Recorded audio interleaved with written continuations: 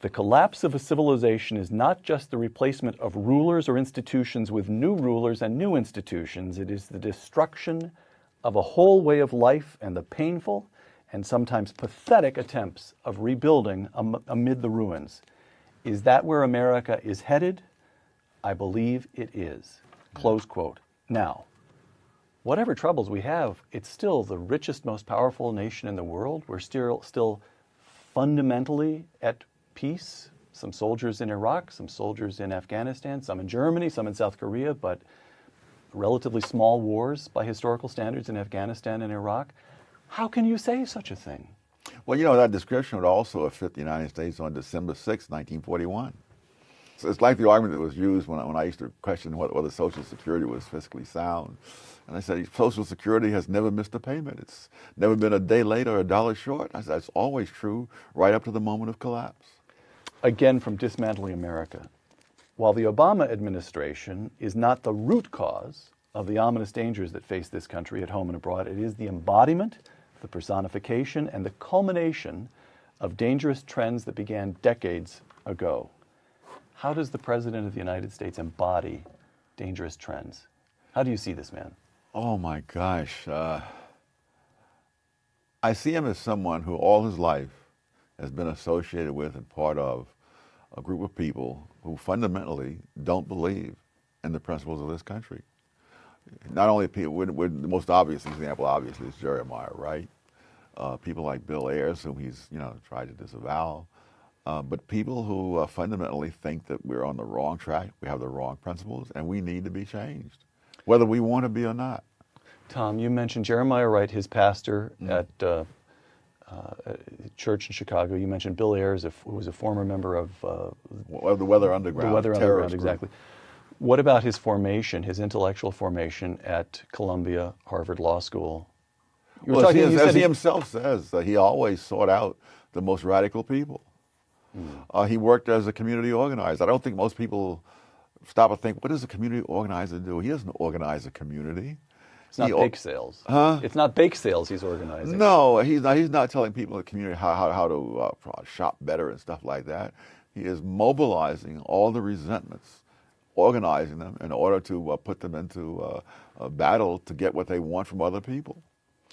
Now, you talk about Barack Obama as embodying dangerous trends, quote, that began decades ago. Oh, yes. When? This is during your lifetime, during your adult lifetime? Yes, and perhaps even a little earlier. But I think what you see in the most clearly, I think, in the academic world, are people who don't think that this country is a great country. One example of a colleague of mine who teaches at Harvard, after 9/11, put an American flag on his car. And his colleagues said, what is that for?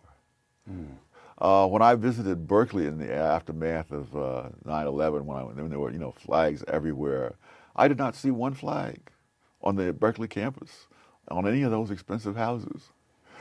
When I was coming back from Berkeley, the first American flag I saw was in a low-income black neighborhood in Oakland. These are people who consider themselves citizens of the world, and that the rest of us are so lucky to have them here to change America, so that people like us don't have a voice. And of course, the whole way that Obama has operated with these enormous bills that no one has ever had time to read, that they rush through, where they're putting people in power who don't have to go through the confirmation process, so that we don't find out what they're like except if there's an expose on Fox News or someplace. His whole thing has been to circumvent the American public in order to put in things that they clearly don't want, as shown by the polls, as shown by this recent repudiation in Missouri. All right, that's a question. Barack Obama won by about 7 percentage points. That's the biggest for a Democratic presidential candidate. Bill Clinton won by 8. FDR won by big. But he's in the top 3 Democratic finishers in the last 7 decades. Barack Obama is. So here's the question. You've described him, you've described the academic elites. To what extent the American people voted for him? Yes. To what extent do you see a corrosion of values among the American people themselves on the one hand? On the other hand, to what extent is there just a kind of creeping takeover by an elite that fails to share, that is opposed to the values that most Americans share? There's both things. And I think part of the reason so many people voted for him was that what they got through the media was so filtered that they poo-pooed this man having been a member of a church run by a ranting racist because they wanted to believe that he was going to be a unifier. Community organizers don't unify. They divide, they polarize. That's how they get what they want. I never thought of Acorn as a unifying force in American life.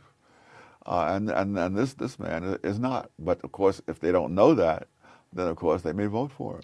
So it's the press, it's Barack Obama and the administration, it's the elites at academic institutions. But it's not just a thing that happened now. Long before Barack Obama's name became known, there was this attitude, essentially repudiating the principles of the country. I mean, it started, I think, with Woodrow Wilson, who was the first president of the United States to openly say that the Constitution, needed to be superseded. And he didn't mean that there needed to be amendments to the Constitution, which anybody can be for, but that the courts should do this. In other words, to circumvent the voting public, and put in the things that the judges think ought to be put in, irrespective of what the Constitution says.